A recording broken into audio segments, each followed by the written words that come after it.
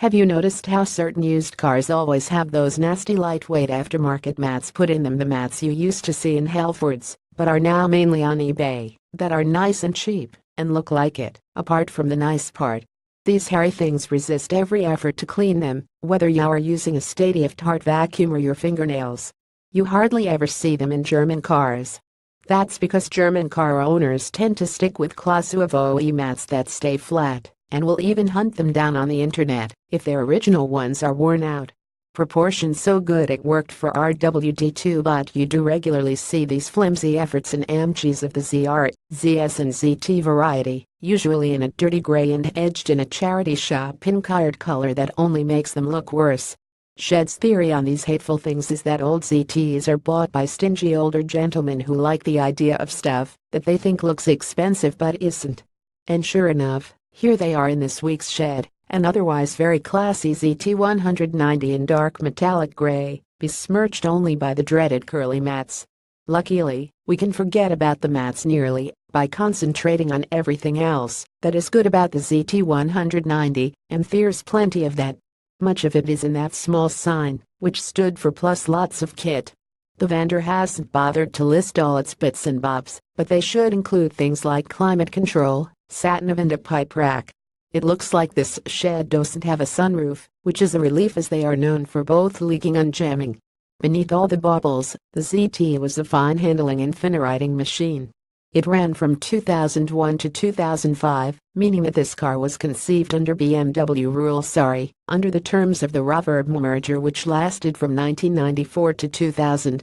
BMW blamed the notorious failure of this collaboration on the strength of the pound against the euro, which would be a lesson from history if it wasn't generally believed by most industry observers that it was actually mainly down to a catastrophic underestimation by BMW of what they had bought. Well, that and the poaching of many of Rover's best people by British Aerospace. Well, of course we have the most powerful V6, but let's not get all political. BMW notwithstanding, these ZTs were generally nicely engineered cars, with the odd exception which we'll get onto in a minute. The restyle mods over the 1998 Rover 75 were penned by McLaren F1 designer Peter Stevens, and it had another refresh in 2004, but our shed is a Preface Lift 03 model with an acceptably low mileage. Preface lifters aren't famed for their interiors, but this one looks pretty smart with its not enough half-leather seats. The Twinkum 24-valve KV6 engine arrived on the scene in 1996 and needn't give you much cause for concern. It was pretty advanced for its time, and reputedly the most compact V6 in its class. It's torquey enough, if a bit undergeared, with the 5-speed jet-track gearbox, and a solid performer. A single long belt drove the inlet cams in the water pump, while the exhaust valves were spun by short belts running off the end of the inlet cams.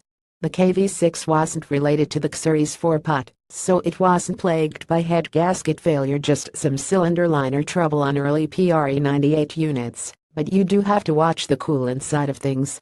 Make sure the rad fan is working properly, the plenum chamber drain isn't blocked, and that there's no unwanted liquid languishing in the valley twixt the heads. Also check the aircon. It probably won't be working, and on balance that's a good thing, because then you can just pretend you're an old-school motorist and not worry about the probably wasted cost of fixing it. The main glitch with these motors is the VIS variable inlet system motor. One of BMW's improvements was to replace the metal butterfly valves with, guess what, plastic ones. BMW plasticized the thermostat housing too, dubs. Predictably, that's another common area of failure. Unfortunately, accessing these or the timing belts isn't easy on the KV6, so you'd be pleased to see evidence of this work having already been carried out by some previous poor muck. Ditch the floor mats though. Placebity-wise, check that the boot and the spare wheel well in particular is dry. Water can get in through the rear light seals, or through a vent under the side bumper. Electrics can play up in a sometimes alarming fashion, but many of these sparky problems can be traced back to weak batteries. If you think £1,300 is a lot to pay for an AMG saloon, here's another 190, a little lower in mileage admittedly, but considerably more expensive at nearly £5k. The difference in price must be down to the factory mats. It's certainly not the rear lenses.